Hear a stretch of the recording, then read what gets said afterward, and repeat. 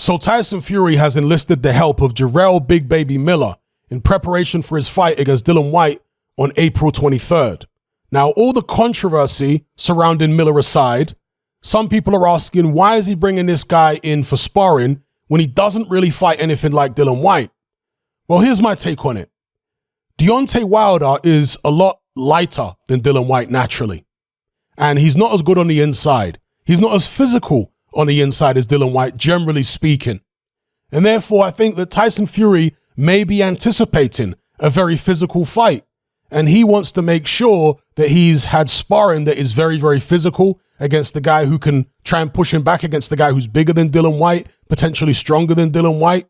So if he gets in there against Whyte and it turns into a slugfest, it turns into, lots of physical contact between the two on the inside, Fury will be better prepared for those types of situations. Again, because Deontay Wilder, a tall, skinny guy. Dillian Whyte, a shorter, more squat, more thick-set guy. You see it?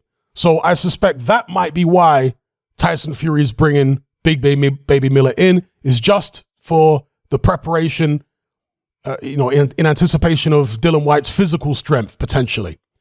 And the other possibility, of course, is that it's just some generic sparring because Dillian Whyte is surely going to be trying to come forward against Tyson Fury, although Tyson Fury says he's going to be coming forward at Dillian Whyte, so maybe Dillian Whyte won't have to go forward against Tyson Fury. But let's just say Tyson Fury is playing mind games and he's actually going to move about and make Dillian Whyte have to chase him round.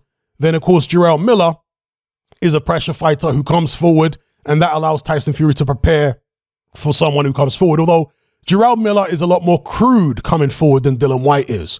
Dillian Whyte is a bit more cultured. He sets things up behind the jab. Miller is more of an out-and-out pressure fighter who just puts the earmuffs on, marches forward. He does have a jab himself, but it's generally relatively crude, marches forward with his enormous size, his tremendous strength, and his very, very high work rate.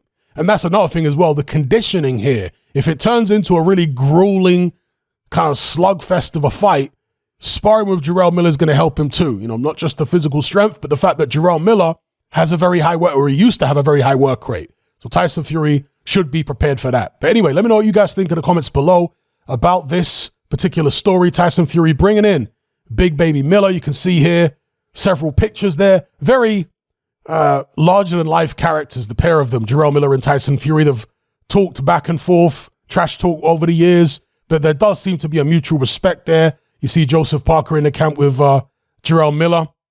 You see Jarrell Miller here with Javon Sugar Hill. So it's all smiles and what have you, but I'm sure some of those sparring sessions are going to be quite heated. There's going to be a lot of trash talk going back and forth.